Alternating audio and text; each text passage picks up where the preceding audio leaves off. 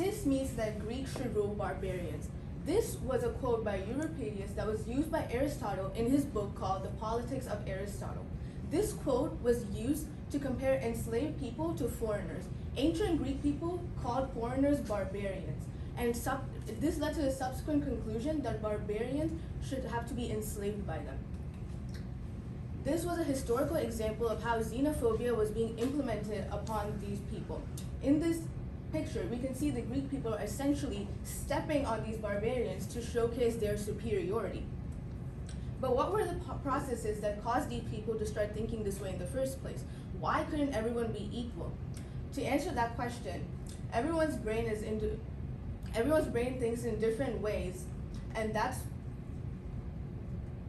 it's all based upon how everyone's individual brain works. In other words, the psychological behaviors and thinking are what affects these type of actions. Good morning, my name is Shreya Bhaskar, and my presentation is about the psychological effects behind xenophobia, which leads me to my research question. To what extent do the psychological processes of our brain contribute to the development and persistence of xenophobia, particularly in terms of their perception of the unfamiliar in the United States? My argument for this question is that our brain is more opinionated to making us feel better about ourselves by putting others down. So these psychological processes have a growing effect on the development of xenophobia due to the fear of immigrants, societal influences, and superiority complexes. My first claim is about the fear of immigrants, which simply put is when citizens of a certain country are afraid to let foreigners into their country for two main reasons.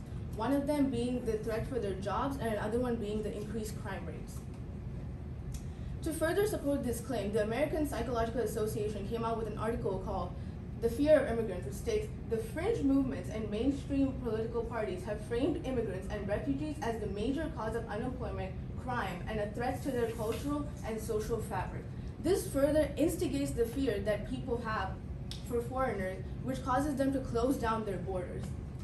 This picture is an example of a historical cartoon, of an anti-immigrant historical cartoon, where we can see the US being swallowed up in the form of Uncle Sam by an Irish man and a Chinese man, and their supposed solution to this was the Chinese man swallowing the Irish man in the end as well. But this wasn't a solution. This was so that they could close down their borders to China so that they wouldn't be able to enter and dominate their country. From the same article, it states, from time immemorial, strangers have brought forth questions of identity and meaning, self and community, power, knowledge and belief. Should these newcomers be from another land? Should they speak in a strange tongue? Should they look and act in an unintelligible was the discomfort may increase. This further proved that not only do they have a fear of seeing someone that could tamper with their life, but they also didn't know how they would be. They didn't know who these people were. Their appearance scared them. Which leads me to my second claim, which is societal influences. This is basically when outside forces such as the community and government start to influence people's minds. Some examples of societal influences include conformity to social rules, the authoritarian personality, resistance to social influence, and social influence process in social change. From the College Board provided stimulus, Eloise Coble, A Small Measure of Justice, it states, I was completely unaware of the lawsuit and I was ashamed of the neglect by my government. This was the largest class action lawsuit ever filed against the US. So why weren't there front page headlines all across America about this story? This piece of evidence further proves that the government takes further steps and uses their influence to cover up their tracks of what they did to hide that they stole the revenue from these Native Americans. And my final claim is about superiorities. Simply put, is when people want to showcase that they are better than everyone else. The College Board provided stimulus Confrontation at the Bridge showcases how these people wanted to fight for having a vote, and state troopers and this ferocious dog were portrayed as to show how they were portraying superiority against these people so they wouldn't have the right to vote at all. From a source called Interrogating Xenophobia and Nativism in the 21st Century of Africa, xenophobia and nativism do culminate in violence and exacerbate the culture of violence that is progressively and destructively making its ugly inroad into different segments of societies globally. Xenophobes and nativists operate on intense irrational fear and are subjected to levels of cognitive distortion which fuel irresponsible actions and violent conflicts. The more and more these people start to see foreigners as a threat, they start to think of ways to get rid of these people from their country, which soon enough leads to aggressive and dangerous decisions such as violence.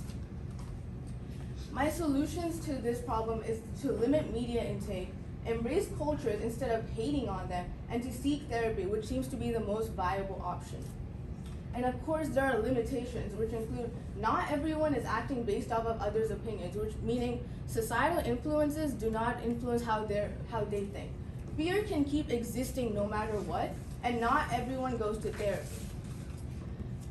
But nevertheless, the most important solution to this is to expand your experiences. A potentially effective way to overcome xenophobia is broadening your horizons and immersing yourself in cultures, traditions, and worldviews that are different from your own. Traveling to new countries or cities may help you gain new experiences. This experience can enable you to conquer any problematic beliefs and attitudes. You might also try to learn a new language, which can help you learn from other countries and individuals in your community. This is my work cited. Thank you. Do you have any questions? All right, first question. How valid and reliable were the sources that you used, and how do you know they were? All my sources were peer-reviewed academic journals from websites such as EBSCO and JSTOR. And if you had more time, what additional research would you have done on this? Some additional research that I would have liked to gather would be some experiments that would have been done upon these people to show statistics of how the psychology really does implement how people think about others.